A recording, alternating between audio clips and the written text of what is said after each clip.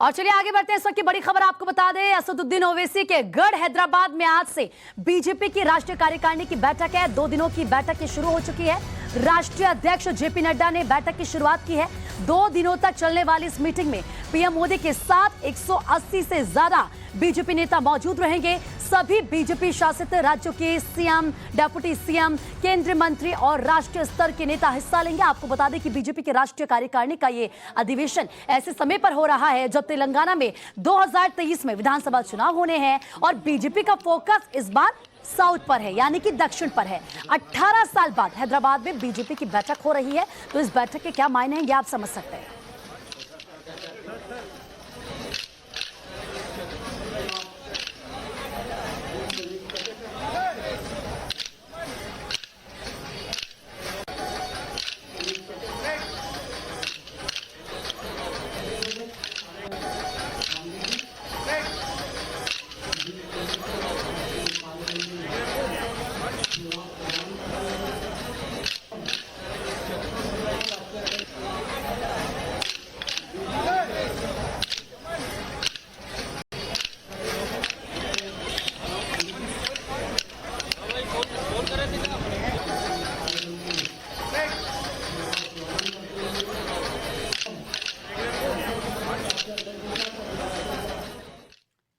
और हमारे सहयोगी रविकांत ने बीजेपी नेता खुशबू सुंदर से बातचीत की है, आपको दिखाते हैं।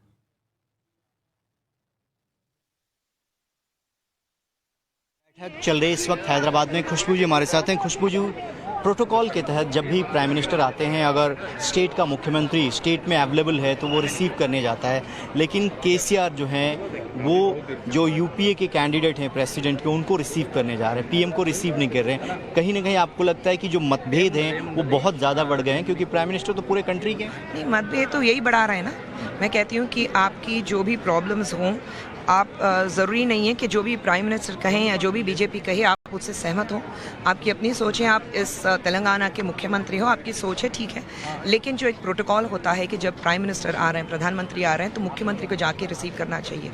और ये तीसरी बार वो ये हरकत कर रहे हैं, तो इसमें उनका जो ईगो सामने आता है, तो उसमें उनकी जो बहुत ही छोटी सोच है वो मैं आगे लाना चाहूँगी और उनसे कहना चाहूँगी कि आपकी जो सोच है कि आप इतने छोटे बन जाते हो आपकी सोच में, और आपको इतना छोटा इंसान बना देता है कि आप जो कुर्सी पर बैठे हो, एक मुख्यमंत्री की कुर्सी पर बैठे हो, वो शोभा नहीं देता। तो अगर आप हमारे प्रधानमंत्री को रिसीव करने नहीं जा सकते तो लगता है कि आप इतने डरे हुए हैं या आप इतने ईगोइस्टिक हैं कि आप बात को आगे नहीं लेना चाहते। आप चाहते हैं कि तेलंगाना सबसे अच्छा हो, लेकिन आप जो हमारी सेंट्रल गवर्नमेंट की जो स्कीम्स हैं वो तो आप देना ही नहीं चाहते लोगों को। खुशबू जी, कार्यकारिणी से ठीक पहले बड़े बड़े बैनर पोस्टर लगाए गए, उन बैनर पोस्टर्स को फाड़ा गया, प्राइम मिनिस्टर को बाय बाय बोला गया। ये इस तरीके की पॉलिटिक्स जो है, जबकि जब आप लोग कार्यकारिणी हैदराबाद में कर रहे हैं। नहीं, ये नया नहीं है हमारे लिए, पहले भी हो चुका है और इस तरह की काफ़ी हरकतें हम हर जगह देख चुके हैं, लेकिन जीत हमारी होती रही है। तो कितनी भी हरकतें कर ले, 2023 में जीत हमारी होगी, क्योंकि लोग कहते हैं कि बस हो गया, ये जो ख़ानदानी पॉलिटिक्स है उसको फुल स्टॉप लगाते हैं। चाहे वो नेशनली इंडियन कांग्रेस में थी गांधी परिवार की, या तो फिर आप यूपी में देख लें या फिर महाराष्ट्र में देख लें। हम तो कहते हैं कि फुल स्टॉप लगना है, तो अभी अगली बारी तो तेलंगाना की है। आखिरी सवाल आपसे जानना चाहूँगा, हैदराबाद के लिए जो कार्यकारिणी जो है हैदराबाद में होगी, ये चुनाव जो किया गया, कुछ खास वजह, मैसेज ओवैसी को और तेलंगाना के मुख्यमंत्री दोनों को एक साथ देने के लिए?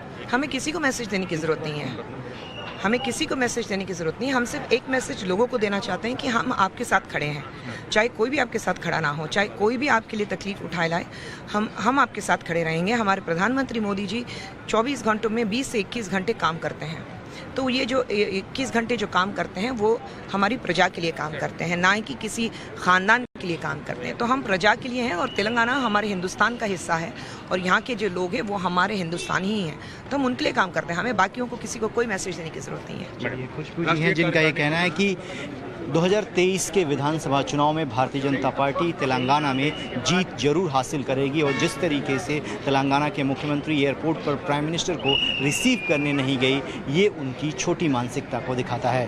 जर्नलिस्ट मुकेश झा के साथ रविकांत राय, टाइम्स ऑफ नवभारत, हैदराबाद।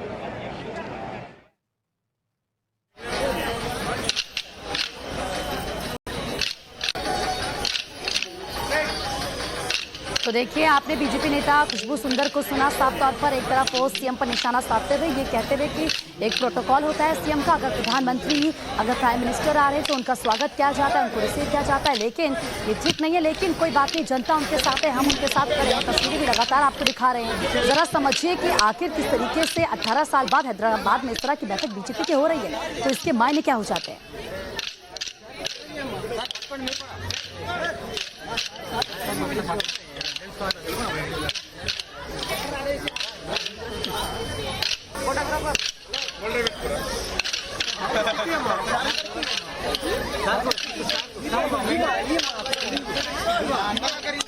और ज्यादा बातचीत के लिए हमारे सहयोगी रविकांत इस वक्त सीधा लाइव हमारे साथ जुड़ चुके हैं।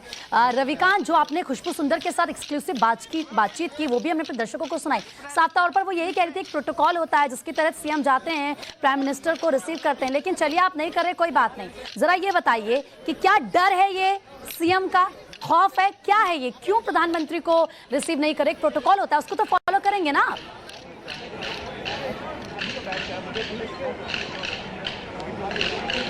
देखिए, एक संवैधानिक प्रक्रिया है कि अगर प्राइम मिनिस्टर किसी स्टेट का विजिट करते हैं और उसकी एडवांस जानकारी स्टेट को है, उनके चीफ मिनिस्टर को है, और चीफ मिनिस्टर अगर स्टेट में मौजूद हैं तो वो प्राइम मिनिस्टर को प्रोटोकॉल के तहत रिसीव करते हैं। लेकिन जब से भारतीय जनता पार्टी ने ये तय किया कि वो अपनी कार्यकारिणी हैदराबाद में करने जा रही है, हमने देखा कि पिछले 2 दिनों से लगातार यहाँ पर पोस्टर वॉर चल रहा है और जुबानी जंग जो है वो अपने चरम पर है।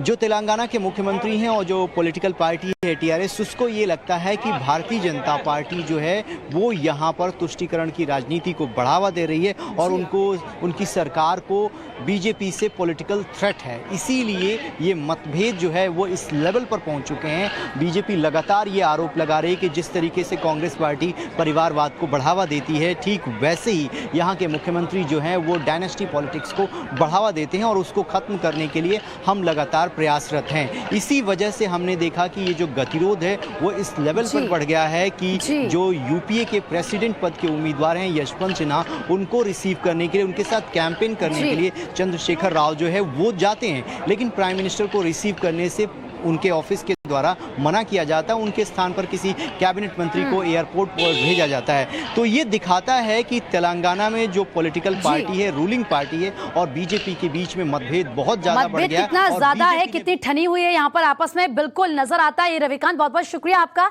तमाम जानकारी देने के लिए।